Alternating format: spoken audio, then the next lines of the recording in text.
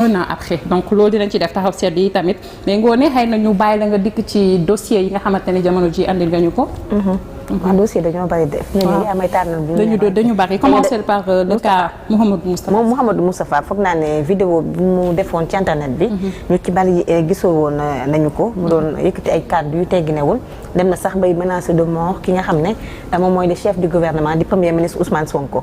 donc moom tey la doon taxaw ci kanamu àttekat bi la ñu ca jàpp nag moom mooy tëj nañ ko benn atti kaso boo xam ne daf koy daal di tëdd la mu waxoon rek mooy daal bu ñu xooloon ci démocratie koo xam ne joolaa la du musa nekk président wala mu gouverner dem na bay avertir les éléments yi nga xam ñoo nekk GIGN di assurer la sécurité du premier ministre ne leen nag na ngeen moytu ndax à tout moment lu ñuy woowee lance-roquette wala tir de mitraillette wala voiture piégée mën naa ñëw dem sax bay tudd ñi nga xam ne itam armée français la daal di wax ne daal li nga xam ne wax na ko muy kàddu yi ma la wax léegi nii bi mu taxawee nag ci kanamu àttekat bi tey ñu fekk ñu ko doon jugé moom daal procureur yëkkati na ay kàddu ginnaaw bi ñu ko laajee li nga xam ne def na ko ne ko nag tuuti nga lool pour menacer li nga xam ne moom mooy stabilité bu pays bi amul kenn ku lay suivre itam ci logique bi nga nekk te wàllum xeet ak yu ni mel da ngeen ko wax di ko maytu ndax bu ngeen xoolee li xew ci sous région bi rek war ngeen a maytu yu mel noonu ngeen di wax daal di mesurer itam gravité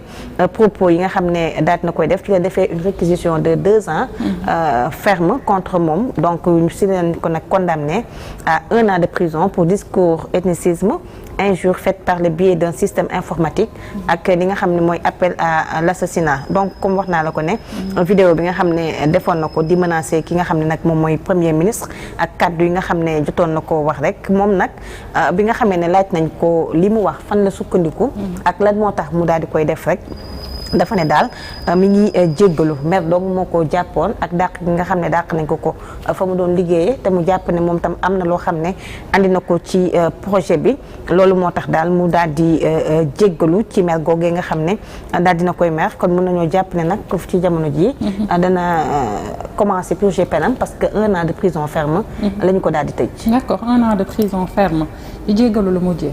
waaw malgré li mu doon wax ak ci vidéo beeg yëpp dafa mujjee jéggalu nee na dafa juum waaw mais itam kii di procureur am na kàddu yi ma la wax comme ni mu ko waxee waaye juge bi itam wax na ko nañu dañoo nekk ci dëkku démocratie te lu jëm ci wàllum jàmm dañ ko war a di ko instaurer ndaxte démocratie dañ koy préserver donc daal tëj nañ ko daal. tëj nañ ko baal na waaye tëj nañ ko. malgré ses excuses daan lañ koy tëj xëy na nga jàll ci beneen dossier après buñ ci paree maître ak Serigne ñoom ñëpp dinañ boole commenter. ci dossier borom réew mi. waaw dossier borom réew mi dafa am koo xam ne sax war na cee mën a wax parce que maa ngi la koy wax dañu gisoon dafa defoon benn vidéo léegi bi mu defee vidéo bi nag ki ñu ciy wax moom mooy.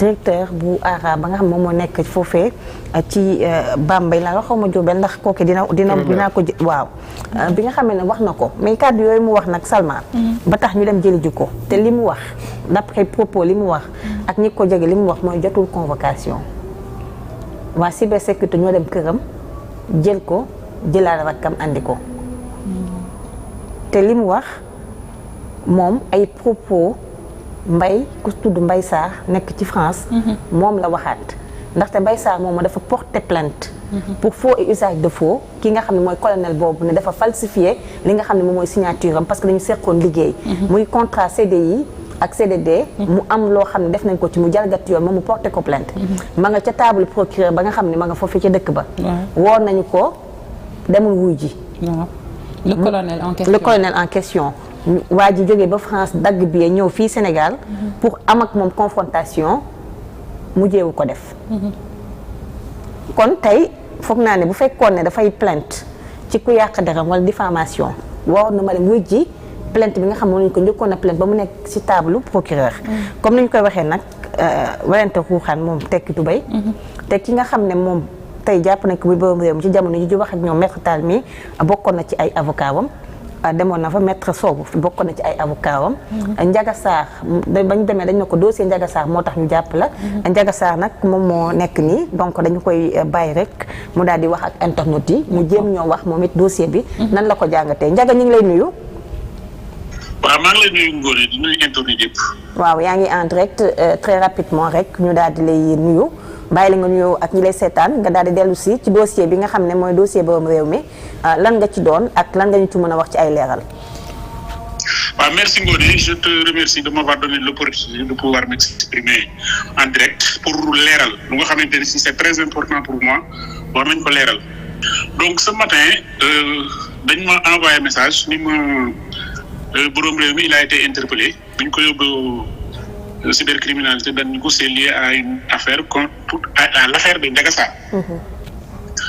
Donc man nag effectivement j'ai une affaire contre le colonel Bao qui est le directeur général du Arame national. Parce que man dama doon liggéey foofu j'étais le chargé de relations extérieures. Donc bi nga xamante ne si ñu ngi doon liggéey ba contrat yi ñu rompre ko boobu mu amoon un contentieux entre man ak le Arame national parce que je ne suis pas d'accord sur la rupture. La loi n'avait pas été respectée. Donc bref, pour ne pas être long, j'ai porté l'affaire devant le tribunal civil. Alors quand j'ai porté l'affaire devant le tribunal civil, donc ñu dem foofu bi ñu demee foofu alors il a fallu que les deux parties ku nekk présentent des éléments de tes arguments. Donc sur ça il a présenté de faux contrats en mon nom. Il a imité ma signature, il l'a apposé dans des faux contrats. Je ne sais pas avec quelle complicité il s'est débrouillé pour le faire viser à l'inspection du travail. Il a déposé au tribunal pour soutenir ses arguments. Donc sur ce, nous avons saisi le procureur de la République. Mes avocats, on a déposé une plainte contre lui pour faux usage de faux. Donc cette plainte-là, il y avait un soit transmis qui a été envoyé à la section de recherche de la gendarmerie de Kébémer. Loolu mu ngi nekkoon en avril 2024. D'accord. Donc maintenant on m'a convoqué et je me suis déplacé en juin 2024 mu ñëw Sénégal. Donc j'avais été entendu dans ce cadre-là. Après ma dellusiwaat Paris. bu ñu toogee ay 4-5 mois xamuñ ci dossier bi dara quand on a appelé là-bas commandant bi wuutu commandant ba fa newoon ni moom gis na dossier bi mais mu ngi ci avancé parce que sama audition dafa réer ci ordinateur bi en tout cas il ne l'a pas retrouvé bu mu ñëwee jël service. te pour ñu continuer dossier bi il faut que ñu convoqué waat ma encore ma ñëwaat pour ñu auditionner ma.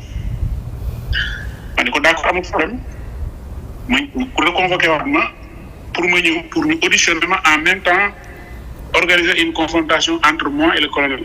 Parce que c'est très simple litige bi li ko indi mooy il a présenté un contrat bu nga xamante ne si daf les parties l'ont signé au Sénégal le 1er juillet 2020 pour démontrer ko comme étant le justificatif des écrits yi engagé na les deux parties pour justifier que ni l'article L42 du code de travail ne permet pas de renouveler un deuxième contrat etc. Donc noonu la affaire bi demee woon donc man quand je suis venu alors bi nga xamante ni si war nañu def confrontation bi ma ñëw on m'a entendu on l'a convoqué il a refusé de se présenter. Deuxième jour ba je suis venu le commandant l'a appelé mu ni ko maa ngi ñëw tegaatu fa tànkam. Troisième jour ba mu ni maa ngi ñëw tegaatu fa tànkam et je dis que ni brigade de recherche Kébémer ak Arame national 800 mètres la moi j'ai fait 6000 kilomètres pour venir. Donc bi loolu amee on a refouillé le dossier au parquet léegi nag man je pense que yoon ñëpp la tënk. Alors j'ai porté une affaire en justice bu ñu ma convoqué ko li ma comprendre mooy moom pourquoi il ne se présente pas alors que on a convoqué tous les deux parties. léegi beneen bi ma mën a jàngat ci arrestation le jeune là.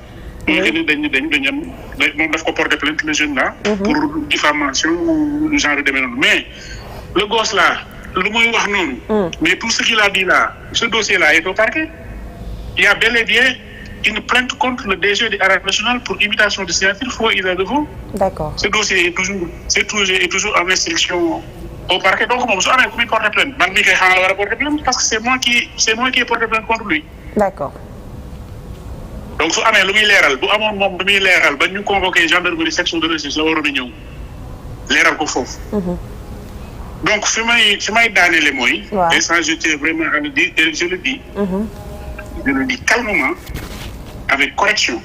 Mais je dis que ni ce colonel-là a imité ma signature. Il l'a mis dans des faux contrats qu'il a utilisés dans une procédure civile. mu nekk nag des actes yu nga xamante ni si ce ne sont pas plus ni moins qu'une trahison à l'honneur militaire parce que moom c'est un officier il est tenu par l'honneur. Donc loolu fii laa koy waxee en direct léegi nag li ma ciy dolli mooy. mais qu'on nous convoque tous les deux convoqué nañu plusieurs fois ñëw naa foofu Sénégal moom ñoo fa teg tànkam. donc kon convoque ñu ñëw ñu xool ba xam. d'accord est-ce que li may wax c'est de la diffamation wala dama koy sosal wala est-ce que moom lu muy wax moo am mais c'est lui qui refuse de venir se présenter à la gendarmerie. d'accord foofu tamit du ma sori mooy que ni la gendarmerie bu ñu convoqué deux parties. waaw c'est la brigade de gendarmerie de Kébémer bu ñu convoqué deux parties man je réside à l'étranger. je me tape 6000 kilomètres pour venir moom il est à 800 kilomètres. ñu convoqué ko il a refusé de se présenter mais pourtant on n'a pas été le chercher dañu ba ci retourner en France jël dossier bi retourner ko au parquet mais ce gosse là convoqué nañ ko ce gosse là moom mu dem porter plainte ce gosse là xaw ma lu def xaw ma lan moo leen c'est quoi le problème. mais le gosse là moom dañu porter plainte le gosse là on a été chercher ce gosse chez lui pourtant moom convoqué nañ ko il a refusé de se présenter man 3 jours def naa ko section de recherche Kébémer commandant bi woo ko il l'a envoyé balader. donc moom s'il avait dit respect pour les institutions bu fekkoon ne moom respecté na statut bi mu yor su ko justice convoqué wala un OPJ convoqué ko. il devait venir se présenter ne serait-ce que pour venir laver son honneur parce que il prétend dire que ni dañ koy offensé. dañuy ternir image mais il avait l'occasion de pouvoir venir le justifier devant moi il ne l'a pas fait. d'accord d'accord. donc et je le dis et je le réaffirme ici. il s'est comporté en délinquant. d'accord. donc voilà. ñu ngi lay sant bu baax di la gërëm monsieur Sarr. merci beaucoup je vous remercie. merci. mu nekk ay éclaircissement yu am solo par rapport ak dossier bi nga xamante ni yoon mujjee na cee am loxo yaa ngi wax léegi que maître sax avocat la ci borom dëkk bi je pense que comme il est là moom aussi mën nañ ko ci interpeller